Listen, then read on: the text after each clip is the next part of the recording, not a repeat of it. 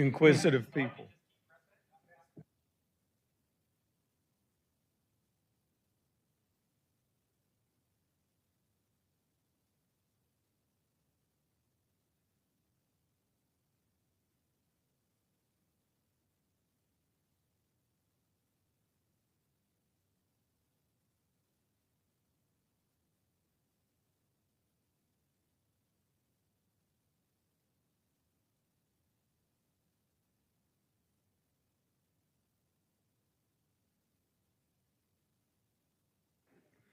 Panicking. I want to calm you down. Mr. Lagerbloom, could you check and see if we have some council members back there in the... We do. They're coming. They were caffeine deprived, but that's being handled.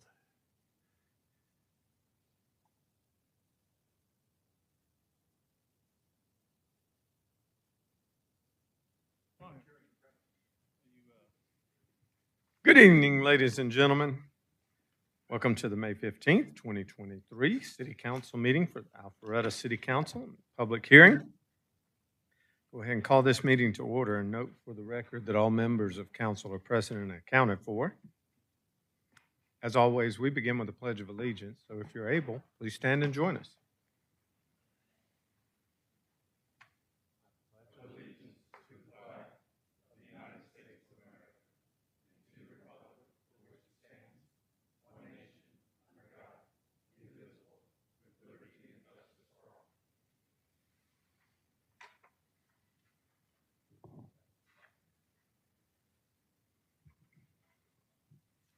First item up on our City Council agenda this evening is the consent agenda.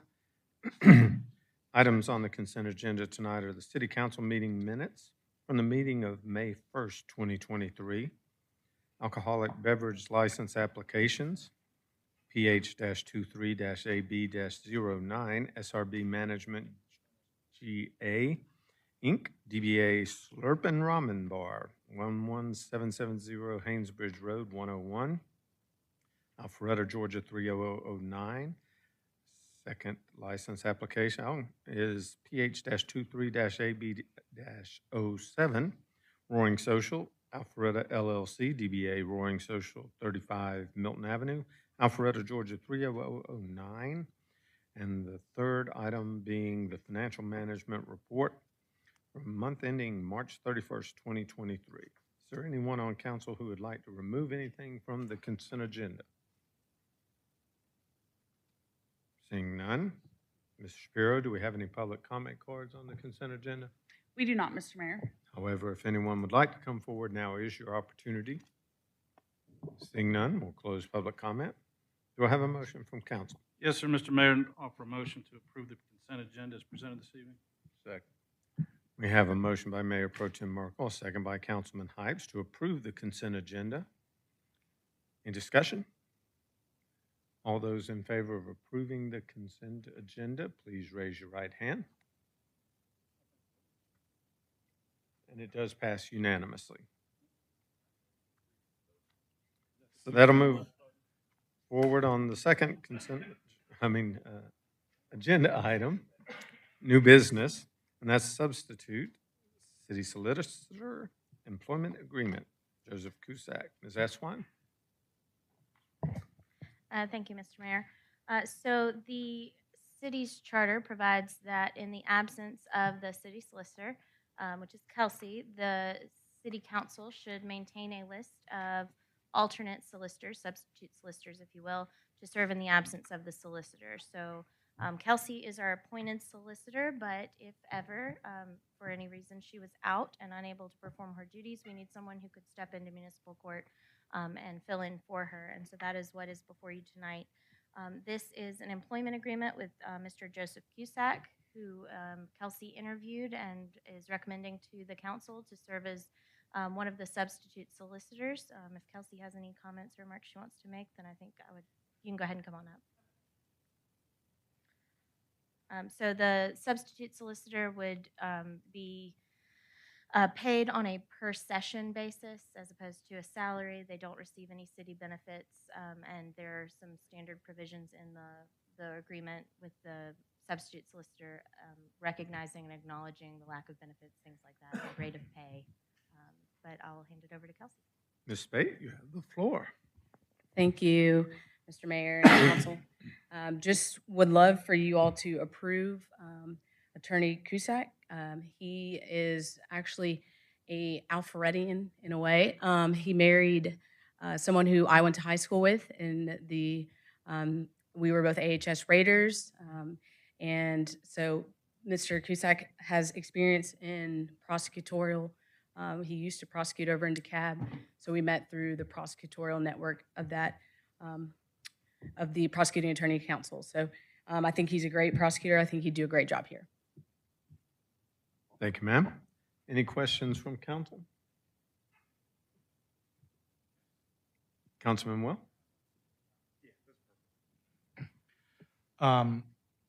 So my question is based on the structure of pay that we're using for the substitute solicitors.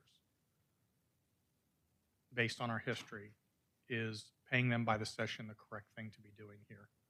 It is. Yes. Yes. Yes, that is typical for cities who contract their particular prosecutor or have substitutes. It's a per session payment. So they are not considered a part-time employee? That's correct. They would not be considered part-time employees, to my understanding of the law. Okay.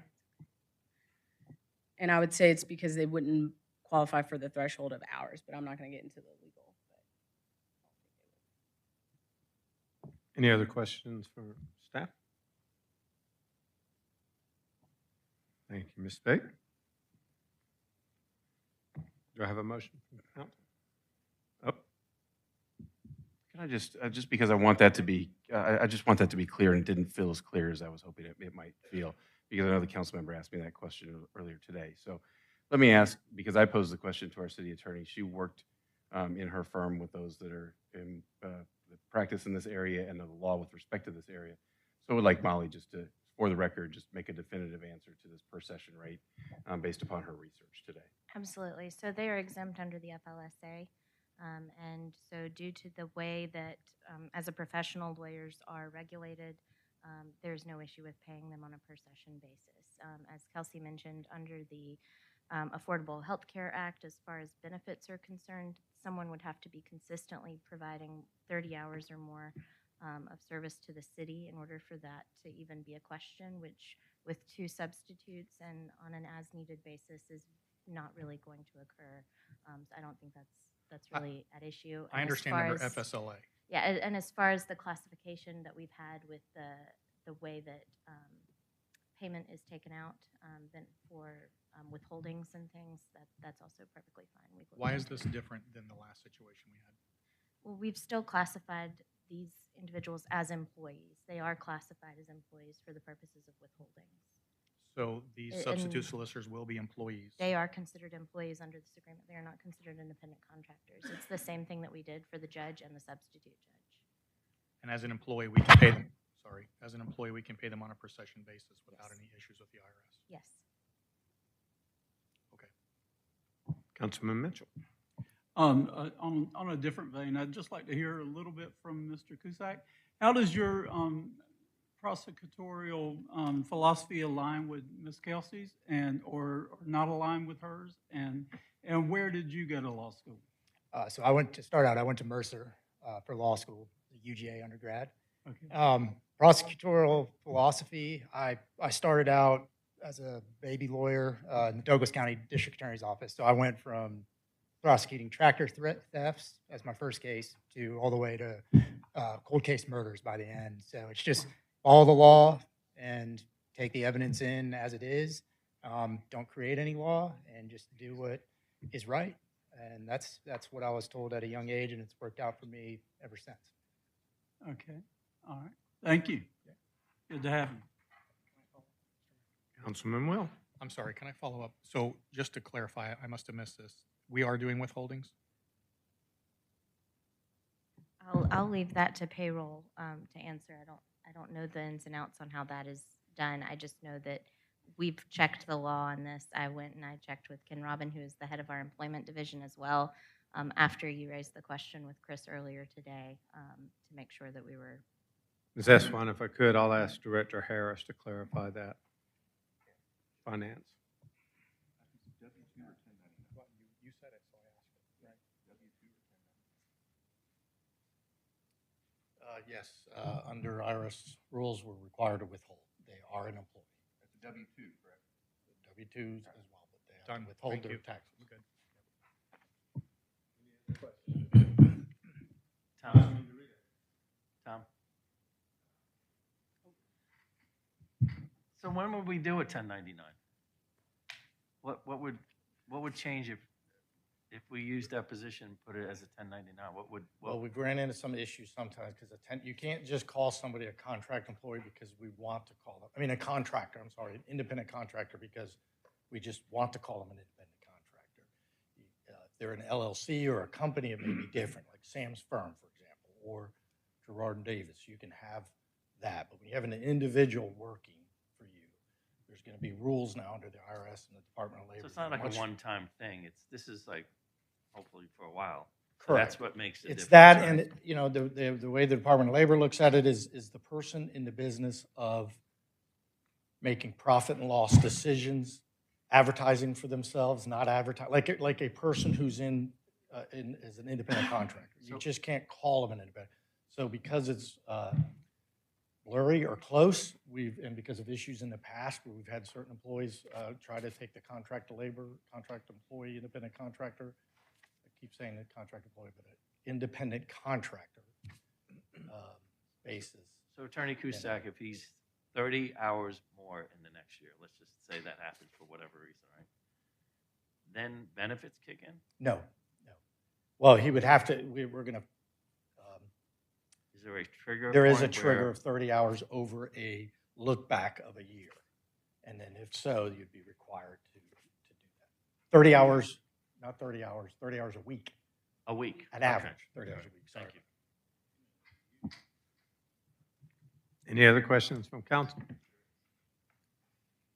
Ms. Shapiro, do we have any public comment cards on this item? We do not, Mr. Mayor.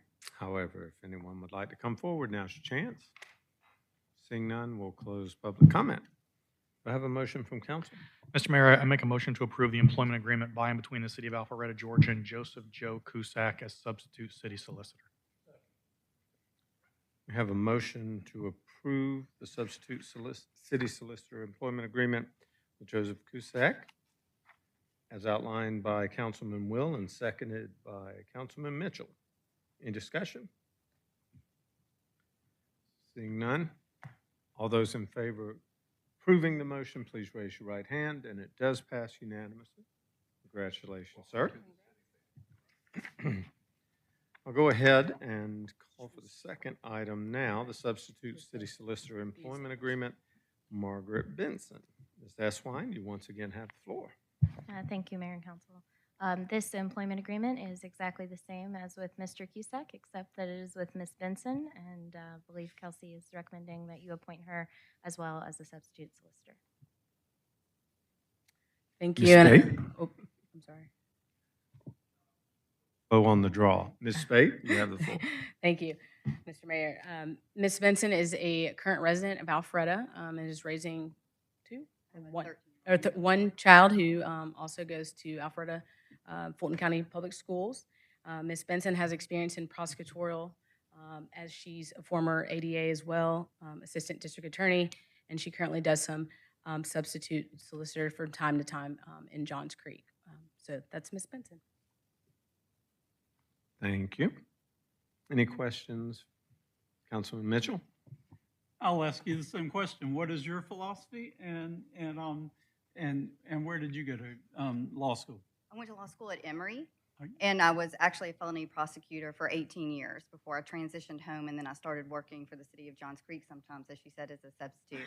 I've gotten to talk to you quite a length just on her philosophy of prosecuting the city-type cases that would come to municipal court, and I feel, basically, I don't want to take his words, but we just want to make sure we're fair in how we do it.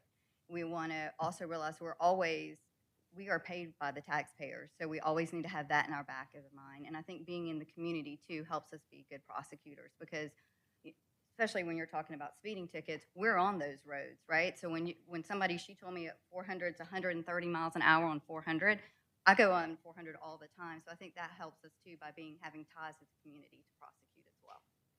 Thank you. Any other questions? Thank you both. Ms. Shapiro, do we have any public comment cards on this item? We do not, Mr. Mayor. However, if you're here and would like to come forward and speak, now's your opportunity. Seeing none, we'll close public comment. Do I have a motion from council? Yes, Mr. Mayor, I make a motion to approve the employment agreement by and between the City of Alpharetta, Georgia, and Margaret Benson as substitute city solicitor. I have a motion by Councilman Will to approve the substitute city solicitor employment agreement with Margaret Benson, second by Mayor Pro Tem Merkel. Any discussion? All those in favor of the motion to approve, please raise your right hand. And it does pass unanimously. Congratulations. And since we now have a couple of substitutes. Which grader class was he? Oh, his wife? Oh, we were 2010. No, in Alpharetta, what class? He wasn't. He wasn't, his wife was. Yeah. So we were 2010. Yes. 2010. Oh, wow, so old. All right. Any other? It's quite all right. So now that we have two new substitute city solicitors, next item is to swear them in. So would you like to say anything about this or just go at it? No, I think this, oh my goodness. In just the ordinary course, it's oath of office is required. I appreciate the mayor and council's support of these two to have us in conformance with our charter. And if you'll just administer the oath, we welcome you both to our Alpharetta team and we'll use you as necessary. Thank you. Good evening.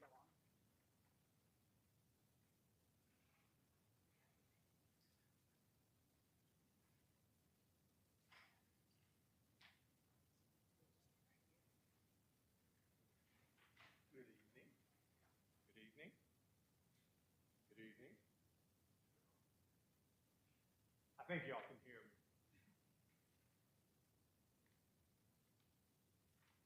So, if you would, please raise your right hand and repeat after me. I say state your name, use your name.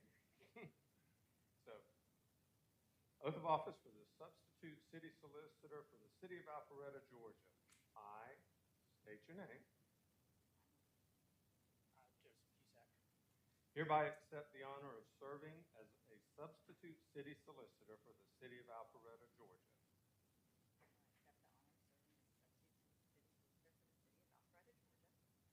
Hereby accept the honor of serving as a substitute city solicitor for the city of Alpharetta, Georgia. And y'all can say it at the same time. Okay, all right. Whatever you prefer. I do solemnly swear or affirm that I solemnly swear or affirm that I am not the holder of any unaccounted for public money I am not the holder of any unaccounted for public money due to this state or any political subdivision or authority thereof. due to this state or any political subdivision or authority thereof.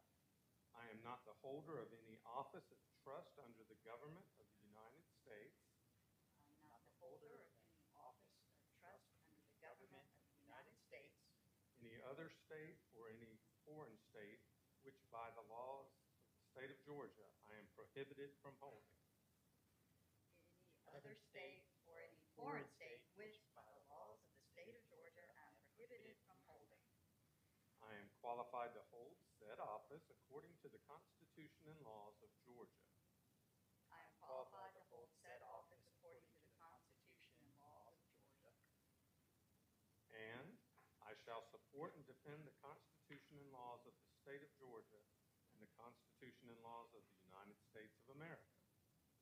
And I shall support and defend the Constitution and laws of the state of Georgia and the Constitution and laws of the United States of America.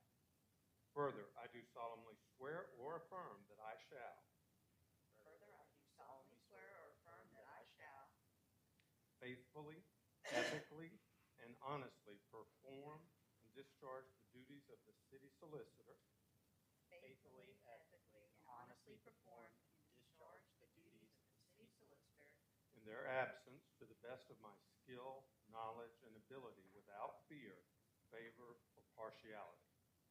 in their absence to the best of my skill, knowledge, and ability without fear, favor, or partiality. Uphold the ideals of community and service. Uphold the ideals of community and service. Act and conduct business in accordance with the city's code of ethics and conduct and the State Bar of Georgia. Act and conduct business in accordance with the city's code of ethics and conduct and the State Bar of Georgia. And support the charter and laws of the city of Alpharetta, Georgia. Support the charter and laws of the city of Alpharetta. So sworn this 15th day of May, 2023. Sworn this 15th day of May, 2023. Congratulations.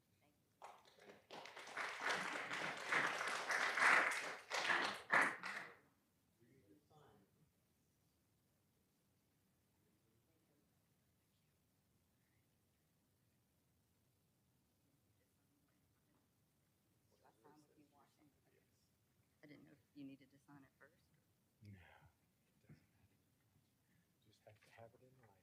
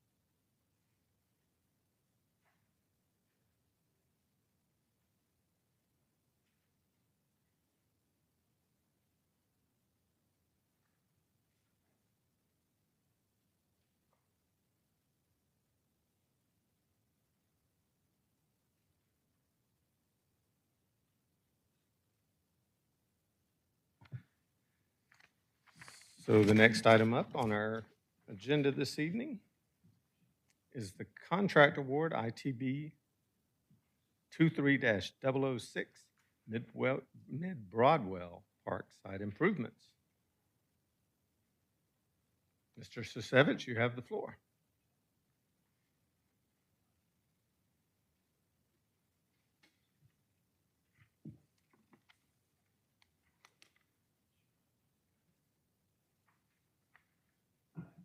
Good evening, Mayor and Council. Before you tonight is the award from Mid-Broadwell Park site improvements. It is a parks bond project.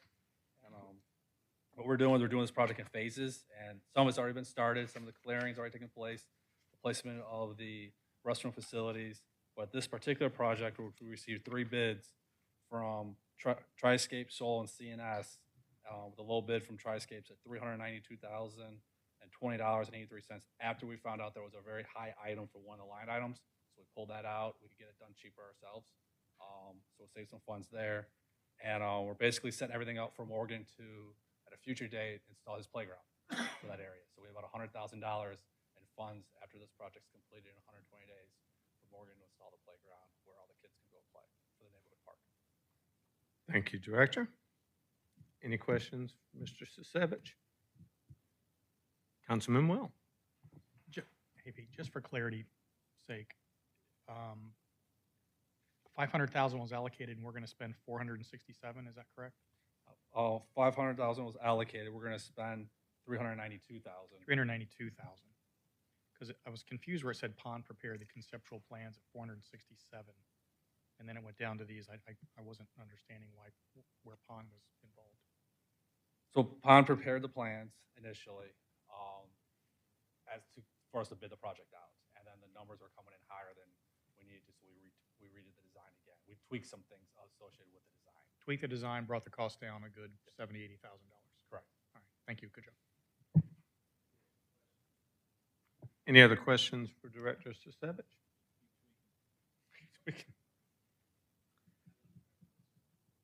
Thank you, sir.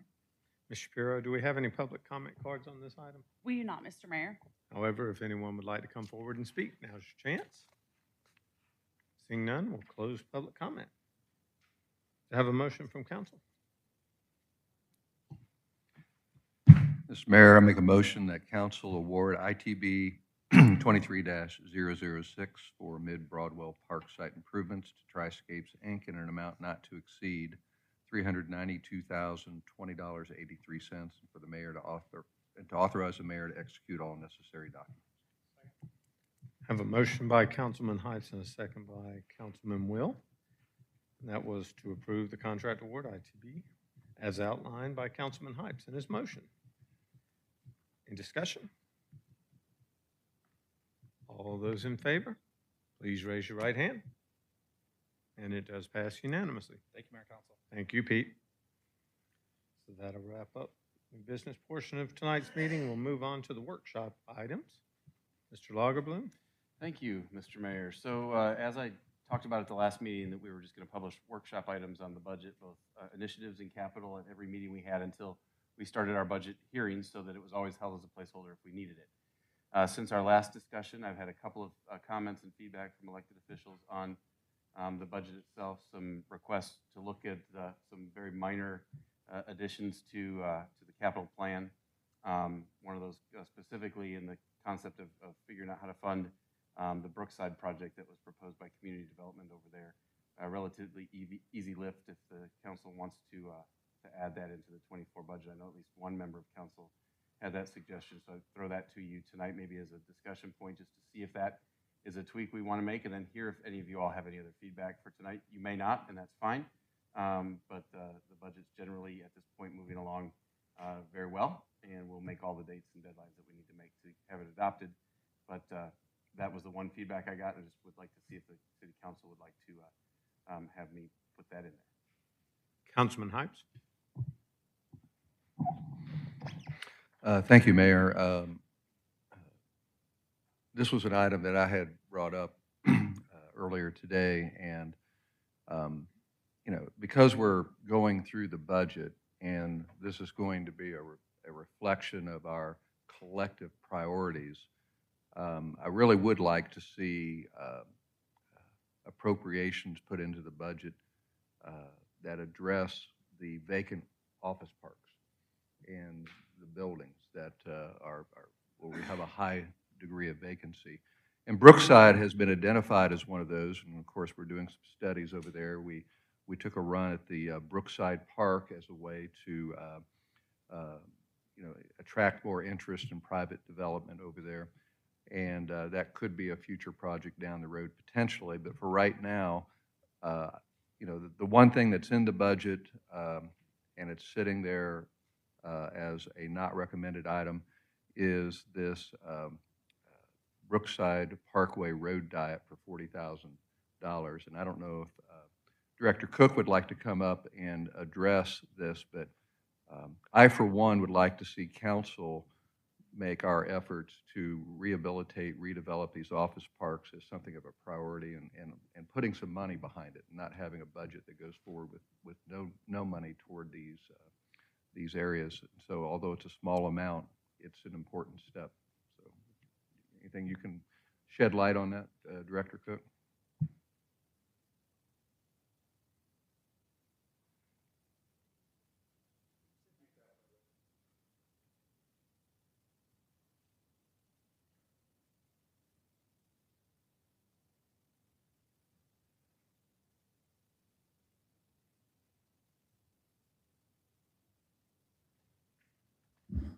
Thank you, Councilman. So here you can see on the left the Brookside Parkway Road Diet. So the reason we are recommending this as one of the potential projects, capital projects, is because it does have the highest vacancy. That's about 36%, which is extremely high vacancy. So one of the things that we did when we were putting these recommendations together is we actually reached out to the different HOAs as well as the businesses and said what would make this area more attractive, and what they all, majority told us, if it was more walkable, if it had actually facilities for biking, because they would actually use the facilities, go over to the existing park, as well as to some of the trail systems that exist, if they felt safer getting over to those locations. So one of the things we did is when we looked at that area, Brookside Parkway, that of course, stretches, just connects on each side to Old Milton Parkway, is we looked at the roadway, which has multiple lanes with not a lot of heavy traffic on the roadway system. So there is what we call a phase one to see how effective, which we believe will be very effective, which is to introduce a road diet with the 40,000 that would be used to study, could we take out lanes? And when we take out lanes, it's not construction, it's paving. So 2 lanes on each side of the roadway would be marked for bicycle lanes, and that would provide also safety for pedestrians. And also within that $40,000 design, we would be looking at where we could add landscaping, so just streetscape improvements. And then we estimate, once we have that design, about $300,000 for the actual striping and the landscape installation. But if you have any other specific questions, I'll be glad to try to answer those. As a follow-up, it is my understanding, and Mr. Lagerbloom has alluded to it, that this is something that can fit comfortably into the budget and be moved off of the shelf from not recommended into recommended. And secondly, being a workshop, I, for one, would encourage, be it this budget, certainly for future budgets, that we find ways where the city can spend dollars to spur private development for these areas. We know it's a task for every municipality, the ones that we go visit far away, the ones that are neighboring. And I think it needs to be a point of emphasis in terms of our budgeting priorities to make sure that we're addressing these vacant office parks to win the battle for private investment. Mayor Pro Tem Merkel and then Councilman Will. I completely support this. Absolutely. He just saved us 67,000. Pete, if you can go find me another 300, we can build this thing too. No? All right, maybe later. But yes, I definitely support this and appreciate Councilman Hypes for finding that on the bench. Councilman Will. My question was, and this thing is really weird, in the 5-year capital projects plan that you've built, is the 300,000 in there? It's not, and when I got a chance to respond, I was going to say the design dollars are there. The reason it didn't make the funded list my first time through was because I looked at these capital projects and said, what if we design it, can we actually legitimately think we can fund in year 2? That's my question. Are we designing something we can't build, or is this actually going to happen? Well, we'll have to tweak 24 and a little bit of 25 too, because the last thing, unless you all tell me that this is the direction you want to go, is for us to have a bunch of plans done that we can't implement. And so, things always change. You spend money, you design it. By the time you find money to implement it, the plans change. And so I'd rather find ways that we can do these in sequence, where it is actually designed and then constructed. So it can fit in 24, and I'll just need to have a little bit of work on 25. So, in your opinion, based on the project you've built, can we find the 300,000 to build it? I think the question I would rather have you answer for me than that, because the answer to that is always yes. It's just a function of where the dollars go. The question I would have for you is if this is a priority project of you as a city council, then my answer even becomes a stronger yes. And so that's, I've heard at least a couple tonight say, yeah, get it in. And I'm going to take, unless you tell me differently, that if you say get it in the budget for design, that you're also serious about constructing it. I guess I would hesitate to spend 40,000 if we're not planning on doing it, is where I'm going with that. If we're planning on doing it, it's a no-brainer.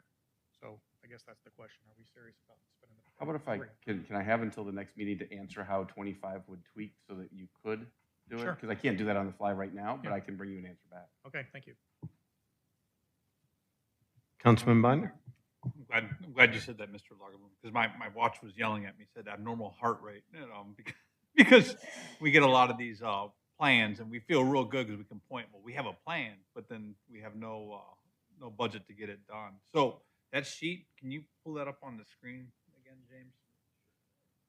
So my question is phase 1, does that mean that we're going with all these other line items that we're seeing that they have to, or is it just one and then done? Because typically when we have no problem kicking the ball down the hill, but then we don't realize that it's not just 300,000, but maybe, okay, then we gotta go to the next phase in there. So Yeah, this This is a striping plan.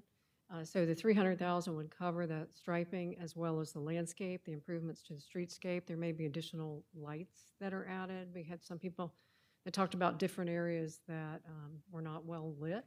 So that would be part of that also. And the reason that we put this forward is when you take out a lane and you put, with striping and painting and better crosswalks, it is something that has to be done by the municipality versus trying to get development when they come in, one at a time to do the striping, because you can't really do that. It has to be a project that's done all together. So what's the design plan for fiscal year 25, the 62,400? The design services, those are what we usually have every year. And what do we use that for? It could be, for instance, we did receive 150,000 to. So these two columns are two different. They're two different. Okay. Yeah. So that's like Put that in. we're using some funding to find to design the bus shelter locations, and it's usually small projects, probably 10 to 20,000 at a time. And I apologize if I missed it. What is the 3 to 5 year capital plan budget? Where's that in our document of what we have upcoming that we need to pay for? Things like North Point, Parkway. It was distributed as a part of a 4-part email that had it in there. So there was an email that went out a couple weeks ago that it was one of the attachments to. I'll resend it just in case it got. In the published documents? Yes, it was the 5-year CIP was one of the published documents. The second year funding, the $300,000, you're not going to find in there because the first year wasn't in there. So I'm going to have to do some tweaking to the 24 through 28 plan and bring you a new one bring you a new one back. There's a 5-year plan in this packet that we have today. Not what's uploaded into the agenda document. Okay. But there was an attachment to an email that was I saw those the two public email. notices, the capital plan. If you go to that email, it was distributed to you all that way, Correct. not part of tonight's agenda. I think just it'd be good for the public to see that, because as we're getting into campaign seasons and saying what we're going to pay for, I think we got to have show that we have some meat on the bone of.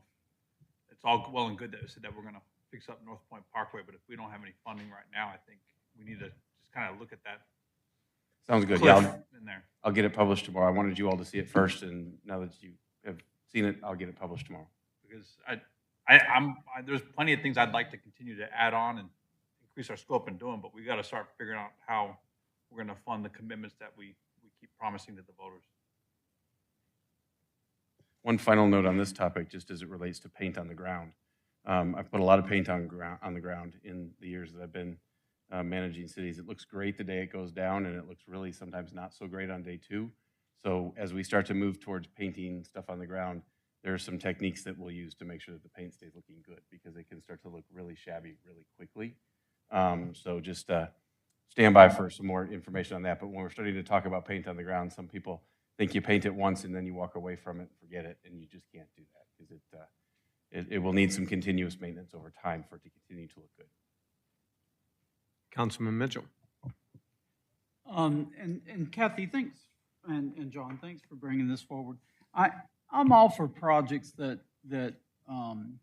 help to bring attention to the city where the rubber meets the road, where we can take tour groups through and tell them that we're a cycling city, we're all about this. And you can't always take people to the Greenway, but as Jason was saying, we're already committed to the mall project, the North Point district, and also the entrance at North Point from Encore Parkway, the whole district there, where we're trying to create that whole walkable area down to the Greenway and things like that. So what I'd love to see is, from economic development and community development, what are your priorities as far as what you would like to see on a just 1 to 5, 1 to 6, as far as what's most impactful And I from think you all, as far as dollars invested, and what will spur growth in our community, because we know we have projects coming up at North Point. We know we have Continuum. We know we have these tunnel projects coming up. This is a great project, but I know it is. And if it helps get the office development going there, you know, to say that we have this cycling project going on there, and we can drive them through and say, you know, or do it in 3 phases or whatever. You know, if you think that's going to be the best thing, I'm all for that. But where do you recommend the impact? I think this will make a big impact. And I think we spent the time to find out which projects would have the biggest impact at Brookside. And that is, you know, communicating with Georgia State, making sure that Georgia State was on board. You know, they have 40 acres there. They're looking for additional investments from the city before they look at what type of investments they will be making. So it's important for all the different owners, property owners, that they exist within a walkable area. And I think this project was one of the favorites from all the different businesses that we showed, as well as surrounding residences. So I think this one helps to move the needle. And on the economic development side, you know, the city is spending, as well as with the CID and the city of Milton, over $200,000 of the Livable Centers initiative. So we're looking at Windward, what changes would help with the Windward district. So we are expending dollars there to see what's going to have the biggest impact. And I think Brookside, that this would be a project that would really help to move the needle. But before we're asked to vote on this, can we see a list of priorities? Where does that leave us then with the North Point area? Well, Do you know what I mean? Can we see a list of priorities on what's most impactful before we are asked to vote on this? And I think Or to include it in the budget? Sure, and this was number 2 on our priority. Number 1 has been included within the recommended budget. Number 1 was the North Point Framework Plan.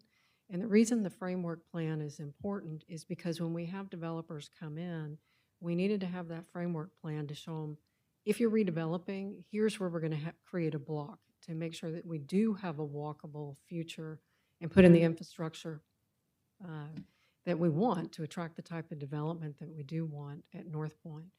So I think number 1 has been added. This would be number 2. And the reason we put North Point as number 1 is because we are starting to see redevelopment. So we needed to be able to show developers when they come in, this is the trail you need to create, this is the block, in order to have smaller blocks. The difference with Brookside is this something that's not going to be developer created. The city has to be able to do this as one project, because you can't have each developer take out a lane or stripe it or mark it off for bikes. So I would say that this is number 2, the North Point Framework, number 1. And one last question. Explain to me why, as developers come into Brookside, is there not a way that we can have private development to help fund this, even if it's even if it's not mile per mile, where they will even if we have to pay the money up front, where they can't contribute to future projects in Brookside? I think there are so many projects at Brookside that they can contribute to, because most of the dollars that they're going to pay, $6,700 in impact fees, those are for parks and roadways. So typically you could say, yes, we want you to reduce a lane, but you cannot reduce a lane that just stops from your property line to the next property line. It has to be done as one project. But there are so many other trail projects and connections, as well as the Gateway connection, which is the it's a connection that we recommended on Old Milton Parkway that would show the entrance into the park. Right. That funds and dollars that are collected as impact fees could be expended towards these projects, because they can be standalone projects versus something that needs to be overseen as an infrastructure project by the city. So they'll, and lighting, we had a lot of the HOAs and the existing businesses that said we would use the trails more often if they had lighting, if the vegetation was cut farther back. Some of the trails, they didn't see those as being safe. So that you could still expend dollars that are impact fees for those type of projects. Plus the lake, I know that wasn't initially voted as a high priority, but once those trails get um, um, uh, trimmed back, Yes. I think it would become more of a priority. For Correct. folks. And if there's a lot of, if this does, attract, you see more development, there could be the impact fees in order to make those improvements at the park. So you are thinking in terms of, Oh, yes. Yes, when we put our recommendation together, we thought about projects that could be done privately by developers and with impact fees collected versus what the city would need to oversee. thank you, HB, I appreciate it. Councilman Hypes? Well, I appreciate Councilman Mitchell, bringing up something that we can look to as a city. And I'm sensitive to other council members talking about, will the use of the funds for construction be a priority versus other things that are in our overall budget? And to me, this is a self-contained area. It epitomizes, the ubiquitous 5-story office buildings that are, they're struggling right now. But it's also got just such a wide variety of interesting current uses that I think it's an enormous opportunity for a victory for the city. I mean, we have the park, we have the potential access to the greenway, we've got senior living over there, we've got educational use over there. And so a lot of the bones are there to build on for a mixed-use redevelopment type use of this space, and it's very self-contained with its own road. So I'm sort of publicly urging that we as a city take this on and that we put our shoulder and lean into it for a success, because I think if we build that, so that infrastructure for private investment and encourage private investment, I think it's a prime location for somebody to want to repurpose those buildings.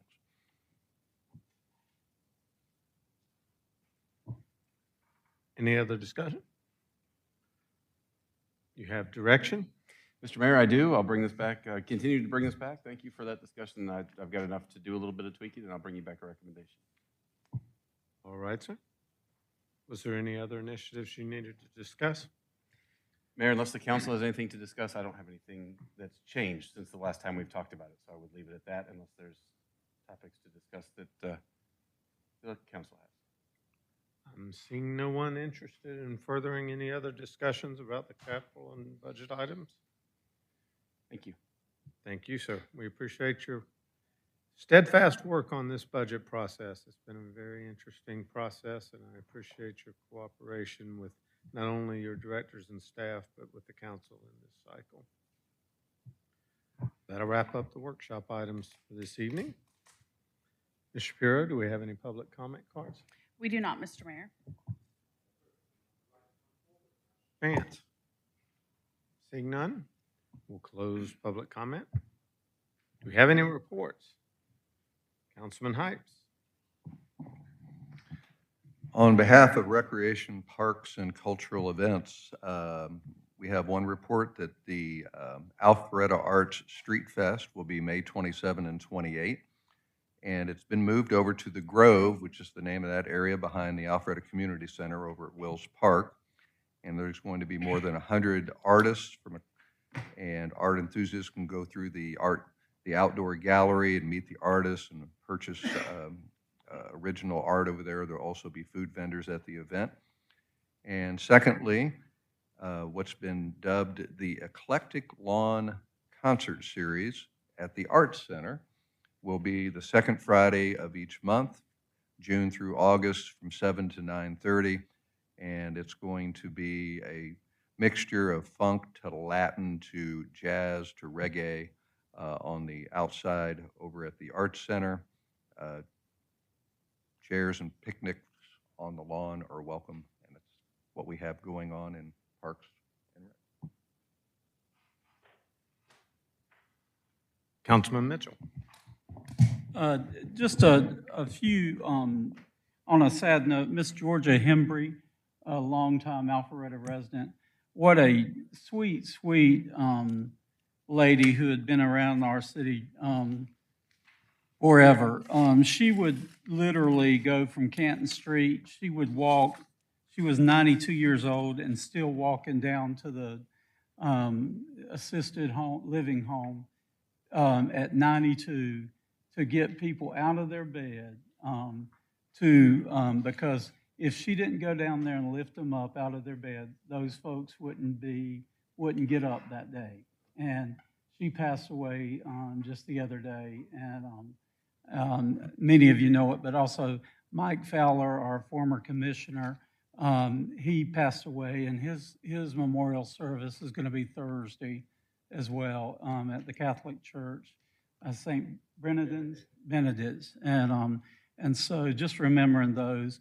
And on a happier note, Jason Binder, without having to contact the Girl Scouts Society, has finally delivered the last cookie batch. And so I hated to bring this up, but it's finally, since January, we've been waiting. And so he finally got those delivered this afternoon. So I don't want to mention it, but I'm happy about that. So thank you all.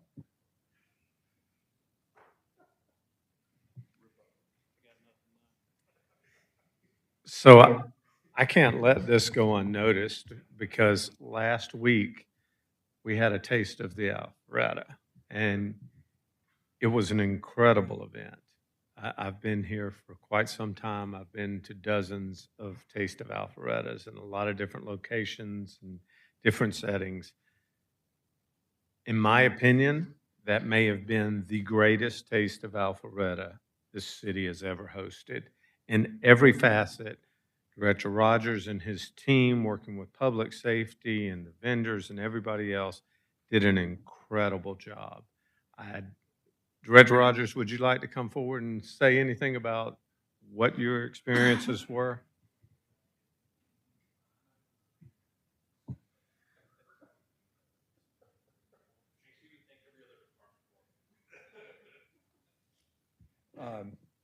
Certainly would appreciate the opportunity to come forward, Mr. Mayor, and talk about the great Taste of Alpharetta this past year. And all joking aside, it was a team effort. Every department in the city somehow touches the taste, and it really shows that everybody in Alpharetta is rowing in the same direction. It really was a great event.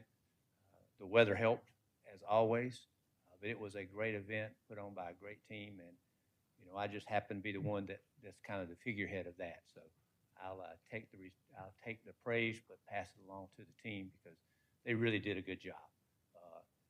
The closing Highway 9, we want to thank the Georgia Department of Transportation for allowing us to close the road.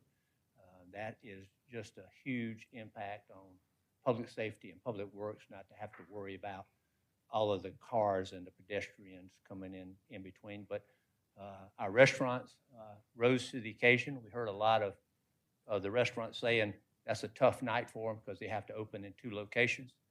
But they did a really, really good job, and most of them kept food right up until closing time. So we really appreciate the restaurants and the other vendors that were here. So it was a great day, and we've got more to come this summer because this is going to be the best summer ever. Thank you, sir. And it was all hands on deck with every department. Thank you, Pete, for working with GDOT, Director Robinson and his team, keeping that many people safe. It was an incredible night. And I just want to thank you because I had a lot of people come up to me and praise the city and how we were able to host such an amazing event in the city of Alpharetta. So thank you all. I believe I need to call for an adjournment into executive session. I think we need to recess. Is that what it is? We recess into executive session?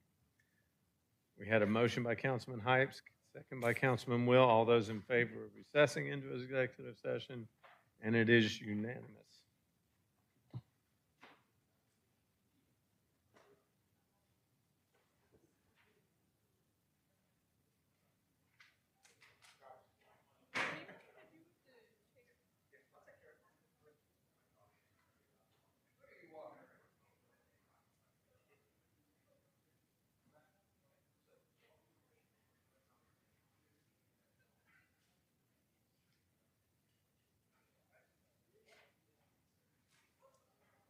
Anytime you hit that, you are the only open microphone. Okay, so that shuts it.